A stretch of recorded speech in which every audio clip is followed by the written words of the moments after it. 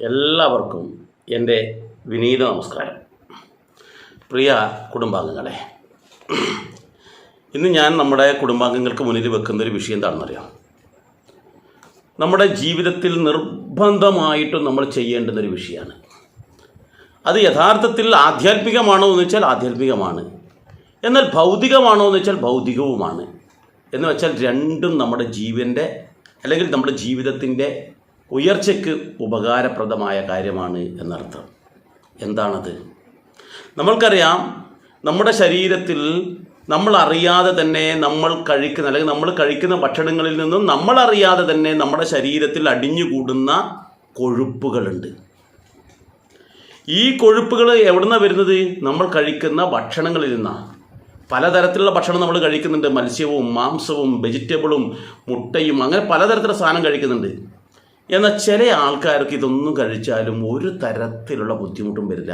ചില ആൾക്കാർക്ക് പെട്ടെന്ന് തന്നെ അല്ലെങ്കിൽ നിശ്ചിത പ്രായം കഴിഞ്ഞാൽ ഈ കൊഴുപ്പ് അധികരിച്ചിട്ട് മാരകമായ രോഗം വരെ ഉണ്ടാകുന്നുണ്ട്. ഈ കൊഴുപ്പിൻ്റെ പ്രവർത്തനത്തിൻ്റെ ഫലം തന്നെയാണ് നമ്മുടെ ചിലപ്പോൾ ഹാർട്ട് അറ്റാക്ക് വരുന്നില്ലേ, അങ്ങനെ സംഭവിക്കുന്നത്. അമിതമായ വണ്ണം, നമ്മൾ പറയും പൊണ്ണത്തടി എന്നൊക്കെ പറഞ്ഞല്ലേ, അങ്ങനെ ഉണ്ടാകുന്നതും ഈ കൊഴുപ്പിൻ്റെ പരിണത ഫലം തന്നെയാണ്. എന്തിനേറെ ഇപ്പോൾ നമ്മുടെ ശാസ്ത്രജ്ഞന്മാർ പറയുന്നതെന്താണെന്നറിയോ? ഈ കൊഴുപ്പ് നിമിത്തം, അമിതമായ കൊഴുപ്പ് നിമിത്തം ക്യാൻസർ പോലും ബാധിക്കുന്നു എന്നുള്ളതാണ്. അപ്പോൾ പ്രധാനമായിട്ടും പ്രത്യേകിച്ച് ഈ ഒരു വിഷയത്തിൽ നമ്മുടെ ആചാര്യന്മാർ പണ്ട് കാലം തൊട്ടേ നമ്മുടെ ആൾക്കാർക്ക് ഇങ്ങനെ വരാതിരിക്കാൻ വേണ്ടി, സനാതനധർമ്മ വിശ്വാസികൾക്ക് ഇങ്ങനെ സംഭവിക്കാതിരിക്കാൻ വേണ്ടി അവർ മുൻകൂട്ടിയിട്ട് ഒരു ജീവിത പദ്ധതി തയ്യാറാക്കിയിട്ടുണ്ടായിരുന്നു. പക്ഷെ നമ്മളത് മറന്നുപോയി, നമ്മളത് ചെയ്യുന്നില്ല, അല്ലെങ്കിൽ ചെയ്യാൻ വേണ്ടിയിട്ട് നമ്മുടെ മുന്നിലുണ്ട്. പക്ഷേ അതിൻ്റെ എന്തിനാണ് അങ്ങനെ ഒരു പദ്ധതി എന്ന് മനസ്സിലാക്കിയിട്ടില്ല. അതെന്താണെന്ന് നമ്മൾ കൃത്യമായിട്ട് മനസ്സിലാക്കണം കേട്ടോ. എന്നിട്ട് അത് നമ്മൾ നടപ്പിലാക്കുകയാണെങ്കിൽ ഈ കൊഴുപ്പ് മൂലമുള്ള നമ്മുടെ സകല രോഗങ്ങളും ഇല്ലാതാകും. എന്താണത്? ഇത്ര വരെ ഞാൻ പറഞ്ഞത് ഭൗതികമാണ്. ഇനി ഞാൻ പറയാൻ പോകുന്നത് ആത്മീയമാണ്. എന്താണെന്നറിയാം? നമ്മുടെ ജീവിതത്തിൻ്റെ ഉയർച്ചയ്ക്ക്, നമ്മുടെ സന്തോഷത്തിന്, നമ്മുടെ സംതൃപ്തിക്ക് നമ്മൾ ചെയ്യുന്നതാണ് ആത്മീയം. നമ്മുടെ ആനന്ദത്തിന് വേണ്ടിയിട്ട്, ആത്മാവിന് വേണ്ടിയിട്ട് നമ്മൾ ചെയ്യുന്നതാണ് ആത്മീയം. അപ്പോൾ നമ്മൾക്ക് ആനന്ദമുണ്ടാവണ്ടേ? ഈ പൊണ്ണത്തടിയും ഈ കൊഴുപ്പും ഈ രോഗങ്ങളും ഒക്കെ ഉണ്ടാകുമ്പോൾ നമുക്ക് ശ്വാസം മുട്ടലും കഫം പിത്തം ഇതൊക്കെ നമുക്ക് ആകെ ദുരിതമല്ലേ. അതില്ലാണ്ടായാലല്ലേ നമുക്ക് എല്ലാ കാര്യങ്ങളും ഭംഗിയായി ചെയ്യാൻ കഴിയും. അപ്പോൾ അത് ഇല്ലാതാക്കാൻ വേണ്ടി പൂർവികർ നമ്മൾക്ക് പകർന്നു തന്ന ഏറ്റവും ശ്രേഷ്ഠമായൊരു കാര്യമാണ് വ്രതം അനുഷ്ഠിക്കുക എന്നുള്ളത്. വ്രതാനുഷ്ഠാനം നമ്മുടെ ജീവിതത്തിൽ ഭാഗമാക്കുക എന്നുള്ളത്. അതിനുള്ള കൃത്യമായിട്ടൊരു കാലാവധി വെച്ചിട്ടുണ്ട് കേട്ടോ. നമ്മൾക്കറിയാം, ഈ തണുപ്പ് കാലമാകുന്ന ആ കാലഘട്ടത്തിലാണ്, തണുപ്പ് നല്ലപോലെ വരുന്ന അവസരത്തിൽ നമ്മുടെ ദഹന പ്രക്രിയ കുറയുന്ന ആ അവസരത്തിൽ, ആ കാലഘട്ടത്തിലാണ് നമ്മുടെ ശബരിമല വ്രതം, അതുപോലെ നവരാത്രി വ്രതം, ദീപാവലിയുടെ വ്രതം, ഇങ്ങനെ കുറേ വ്രതങ്ങൾ ആ സമയത്ത് വരുന്നത്. കാരണം ആ സമയത്താണ് ഏറ്റവും കൂടുതൽ നമ്മുടെ ശരീരത്തിൽ ഭക്ഷണം കഴിക്കുന്ന കൊഴുപ്പുകൾ അടിഞ്ഞുകൂടാൻ സാധ്യതയുള്ളത്. അതുപോലെ തന്നെയാണ് നമ്മൾക്ക് ജീവിതത്തിൽ ശ്രീകൃഷ്ണ ജയന്തി വ്രതമുണ്ട്, ശിവരാത്രി വ്രതമുണ്ട്, ഇങ്ങനെയുള്ള പല വ്രതങ്ങളും നമുക്കറിയാം. ഒരുപടി വ്രതം, അതിൽ പ്രദോഷ വ്രതമുണ്ട്, ഏകാദശി വ്രതമുണ്ട്. ഇനി ഒന്നുമില്ലെങ്കിൽ തിങ്കളാഴ്ച വ്രതം, ചൊവ്വാഴ്ച വ്രതം, ബുധനാഴ്ച വ്രതം, മറ്റു നിരവധി വ്രതങ്ങൾ. ഇതെന്തിനാ? ഇവിടെയാണ് നമ്മുടെ വ്രതവും ഈ ശരീരരക്ഷയും തമ്മിലുള്ള ആ കണക്ഷൻ നമ്മൾ മനസ്സിലാക്കേണ്ടത്. ഞാൻ പറഞ്ഞു, നമ്മൾ കഴിക്കുന്ന നിരവധി ഭക്ഷണങ്ങളിലൂടെ കൊഴുപ്പുകൾ അടിഞ്ഞു കൂടുന്നുണ്ട് എന്ന് ഞാൻ പറഞ്ഞു. അപ്പോൾ ഈ കൊഴുപ്പിനെ നമുക്ക് മറ്റൊരു രസത്തിൽ, നമ്മുടെ പ്രത്യക്ഷത്തിൽ നമ്മൾക്ക് കാണുന്നത് ദഹനരസങ്ങളായിട്ടാണ്. ഇതെല്ലാം നമ്മുടെ ശരീരത്തിൽ ഉൽപ്പാദിപ്പിക്കുക, ഈ കൊഴുപ്പും അല്ലെങ്കിൽ ദഹനരസങ്ങൾ. കൊഴുപ്പിനെ നമുക്ക് ഈ ദഹനരസം വേറെ, കൊഴുപ്പ് വേറെ. അപ്പോൾ ഈ ദഹനരസങ്ങൾ നമ്മുടെ ശരീരത്തിൽ ഉൽപ്പാദിപ്പിക്കുന്നുണ്ട്, കൊഴുപ്പും നമ്മുടെ ശരീരത്തിൽ ഉൽപ്പാദിപ്പിക്കുന്നുണ്ട്. അപ്പോൾ ഈ കൊഴുപ്പാണല്ലോ നമുക്ക് ദോഷമായിട്ട് നിൽക്കുന്നത്.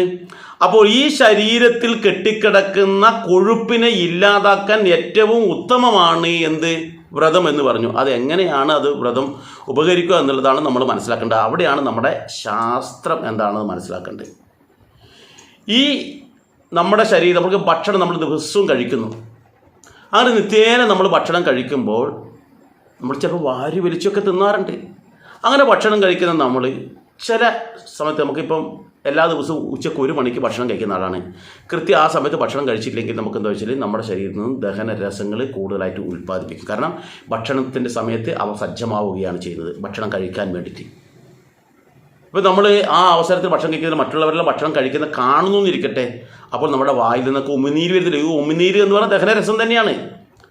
അപ്പോൾ ഇത്തരത്തിലുള്ള ഈ പറയുന്ന നമ്മുടെ വായിലാകുമ്പം അതിനെ ഉമിനീരായിട്ട് പറയും. കരളിലാണെങ്കിൽ ബൈല് എന്ന് പറയും നമ്മൾ. അതുപോലെ പാൻക്രിയാസ്, ഇത്തരത്തിലുള്ളതൊക്കെ തന്നെ ഈ തരത്തിലുള്ള ദഹനരസങ്ങളാണ്. ഈ ദഹനരസങ്ങൾ ഇങ്ങനെ ഉൽപ്പാദിപ്പിച്ച് വരുമ്പോൾ എന്തുകൊണ്ടാണ് ഉൽപ്പാദിപ്പിക്കുന്നത്? കൃത്യസമയത്ത് ഇതിന് ഭക്ഷണം കിട്ടാത്തതുകൊണ്ടാണ്. അപ്പോൾ ഇത് ആ ഭക്ഷണത്തിന് വേണ്ടിയിട്ട് ഇത് ഇതാവും. വായിൽ ഉമിനീരൊക്കെ വരുന്നുണ്ടല്ലോ.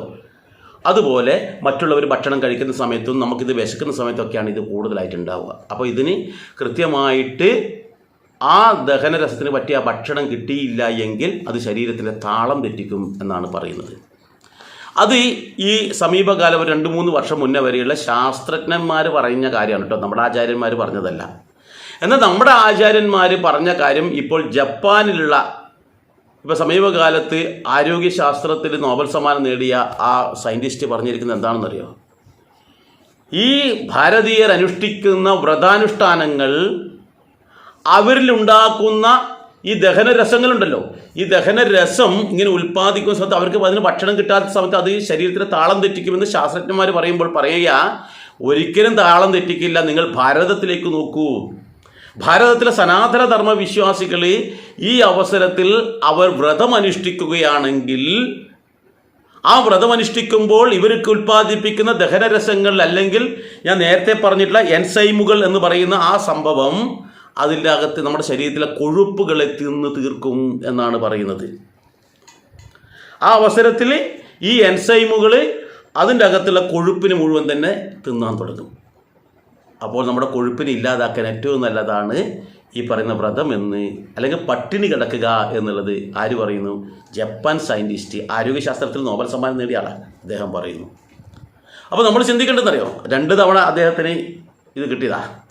അപ്പോൾ നമ്മൾ ചിന്തിക്കേണ്ടത് നമ്മുടെ വ്രതം എന്ന് പറഞ്ഞാൽ ശാസ്ത്രീയമായിട്ട് ഏറ്റവും ഗുണപ്രദമായിട്ടതാണ്. തുടർച്ചയായ ദീർഘകാലത്തെ ഉപവാസം അല്ല പറയുന്നത്. കാരണം നമ്മൾ ഒരാഴ്ച നമ്മൾ ഭക്ഷണം കഴിക്കുന്നു. ഈ ഒരാഴ്ച നമ്മൾ ഭക്ഷണം കഴിച്ചു കഴിഞ്ഞാൽ ആഴ്ചയിൽ നമ്മൾ ഉപവാസം എടുക്കാതിരിക്കട്ടെ. ഈ ഉപവാസം എടുക്കുമ്പോൾ നമ്മൾ അന്നേരം ഭക്ഷണം കഴിക്കുന്നില്ലല്ലോ. അപ്പോൾ അതിന് മുമ്പ് കഴിച്ച ഭക്ഷണങ്ങളോ അതിൻ്റെ അവശിഷ്ടങ്ങളും മറ്റു പല കാര്യങ്ങളും കൊഴുപ്പും കാര്യങ്ങളൊക്കെ നമ്മുടെ ശരീരത്തിൽ അടിഞ്ഞു കൂടിയിട്ടുണ്ടാകും. അപ്പോൾ നമ്മൾ ഇന്ന് പൂർണ്ണ ഉപവാസം എടുക്കുകയാണെങ്കിൽ ഈ ശരീരത്തിലുള്ള എൻസൈമുകൾ ഈ കൊഴുപ്പിനെ മുഴുവൻ തന്നെ തിന്ന് തീർക്കും. അങ്ങനെ എല്ലാ ആഴ്ചയിലും കൃത്യമായിട്ട് നമ്മളൊരു വ്രതം എടുക്കുന്നിരിക്കട്ടെ, ഇല്ലെങ്കിൽ മാസത്തിൽ 2 ദിവസം വ്രതം എടുക്കുന്നിരിക്കട്ടെ. അങ്ങനെ എടുക്കുന്ന അവസരത്തിൽ നമുക്ക് ഇത്തരത്തിലുള്ള കൊഴുപ്പിനെ കൊണ്ടുള്ള ഒരു ശല്യവും നമുക്കുണ്ടാവില്ല.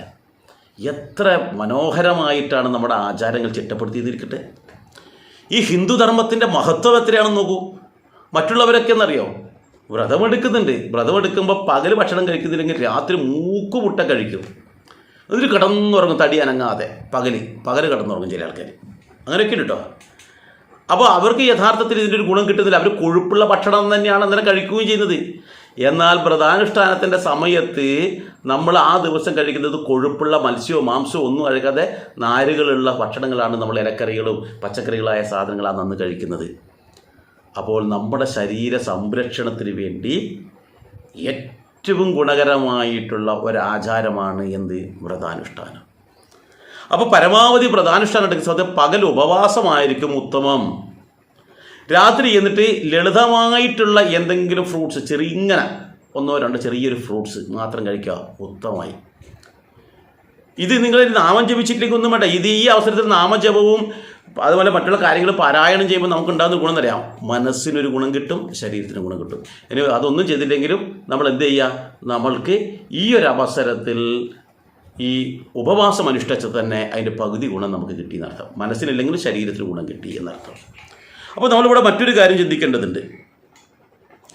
ഈ ഉപവാസം എടുക്കുമ്പോൾ അല്ലെങ്കിൽ നമ്മൾ ഒരു പട്ടിണി കിടക്കുന്നതും ഉപവാസം രണ്ടും രണ്ടാണ് കേട്ടോ. അത് നമ്മൾ കൃത്യമായിട്ട് പറയാം. ഈ പട്ടിണി കിടക്കുന്ന ഭക്ഷണം ഇല്ലാത്തത് കൊണ്ട് പട്ടിണി കിടക്കുമ്പോൾ മറ്റുള്ളവരുടെ ഭക്ഷണമൊക്കെ കാണുന്ന അവസരത്തിൽ നമ്മുടെ ഈ പറയുന്ന ഇത് ഉൽപ്പാദിപ്പിക്കും, എൻസൈമുകൾ കൂടുതലായിട്ട് ഉൽപ്പാദിപ്പിക്കുക ചെയ്യുന്നത്. ഭക്ഷണം കാണുമ്പോൾ നമ്മുടെ ഈ ദഹനരസം കൂടുതലായിട്ടുണ്ടാവും.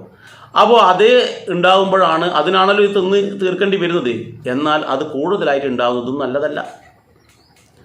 അപ്പോൾ എന്താ വെച്ചാൽ നമ്മൾ ഈ വ്രതാനുഷ്ഠാനത്തിൻ്റെ ഭാഗമായിട്ട് നാമജപവും കീർത്തനവും ക്ഷേത്രാരാധനയും അങ്ങനെയുള്ള സത്കർമ്മങ്ങളിലും അല്ലെങ്കിൽ ആത്മീയമായ കാര്യങ്ങളിൽ ഇടപെടുന്ന അവസരത്തിൽ ഭക്ഷണം കഴിക്കുന്ന കാര്യം പോലും നമ്മുടെ ഓർമ്മയിൽ ഉണ്ടാവില്ല. വിശപ്പ് നമ്മളെ ബാധിക്കില്ല. കാരണം അതിൻ്റെ ചിന്ത പോലും ഉണ്ടാവില്ല. അങ്ങനെ ചിന്ത പോലും ഇല്ലാതിരിക്കുന്ന അവസരത്തിൽ ഈ പറയുന്ന ശരീരത്തിന് കൂടുതൽ ഗുണകരമാകും എന്നാണ് പറയുന്നത്. കൊഴുപ്പിനെ ഓൾറെഡി നമ്മൾ കൃത്യമായ ചിട്ടയോടുകൂടി ചെയ്യുന്ന സമയത്ത് അതിലുണ്ടാകുന്ന എൻസൈമുകളുടെ ആധിക്യം ഇല്ലാതാകുന്നു. അതുപോലെ ഉള്ളത് പൂർണ്ണമായിട്ടുള്ള കൊഴുപ്പിനെയും ഇല്ലാതാക്കുന്നു എന്നർത്ഥം. എൻസൈമുകൾ അധികമായി കഴിഞ്ഞാൽ ശരീരത്തിന് ഏറെ ദോഷം ചെയ്യുമെന്നാണ് പറയുന്നത്. അപ്പോൾ എൻസൈമുകൾ അധികമാകുന്നില്ല. നിലവിലുള്ള എൻസൈമുകൾ തന്നെ അവിടെയുള്ള കൊഴുപ്പിനെ തിന്ന് തീർത്തിട്ട് നമ്മുടെ ശരീരത്തിനെ പുഷ്ടിപ്പെടുത്താൻ ഏറ്റവും ഉത്തമമായിട്ടുള്ള കാര്യമാണ് ഈ പറയുന്ന വ്രതാനുഷ്ഠാനം. അപ്പോൾ നമ്മൾ ഇന്ന് തന്നെ തീരുമാനിക്കുക, നമ്മുടെ ശരീരത്തിൽ അമിതമായ കൊഴുപ്പടിഞ്ഞു കൂടിയിട്ടുണ്ടോ, അമിതമായ പൊള്ളത്തടിയുണ്ടോ നമ്മൾക്ക്, അതുപോലെ തന്നെ നടക്കാൻ പറ്റാത്ത തരത്തിൽ നമുക്ക് ശരീരം ഇതായിട്ടുണ്ടോ, അതുപോലെ വാത പിത്ത കഫദോഷങ്ങൾ നമ്മളെ ബാധിക്കുന്നുണ്ടോ, ഒട്ടും വിഷമിക്കേണ്ട. നിങ്ങൾ ഉപവാസത്തിലേക്ക് നീങ്ങുക, ഈശ്വരീയമായ ചിന്തയിലേക്ക് നീങ്ങുക. ആ ഉപവാസം എടുത്തു കഴിഞ്ഞാൽ നമ്മൾ അതിൻ്റെതായ ആത്മീയതയിലേക്ക് നീങ്ങിക്കഴിഞ്ഞാൽ കൃത്യമായിട്ട് നമ്മൾ മാസത്തിൽ 2 തവണയെങ്കിലും എടുക്കുകയാണെങ്കിൽ നമ്മുടെ ശരീരത്തിൻ്റെ അമിതവണ്ണവും കൊഴുപ്പും ഒക്കെ ഇല്ലാതാക്കി നമ്മുടെ ശരീരത്തിൻ്റെ ആരോഗ്യം പുഷ്ടിപ്പെടുത്തുകയാണ് ചെയ്യുന്നതെന്ന് നമ്മൾ മനസ്സിലാക്കുക. ഏതായാലും നിങ്ങൾക്കിത് ഇഷ്ടപ്പെട്ടെങ്കിൽ മറ്റു പലർക്കും അയച്ചു കൊടുക്കുക. അതുപോലെ നിങ്ങൾക്ക് ഇതിലെന്തെങ്കിലും സംശയം ഉണ്ടെങ്കിൽ ഇതിൻ്റെ കമൻറ്റ് ബോക്സിൽ രേഖപ്പെടുത്തുക. മറ്റൊരു വീഡിയോയുമായി നമുക്ക് മറ്റൊരു അവസരത്തിൽ വരാം. എല്ലാവർക്കും നന്ദി, നമസ്കാരം.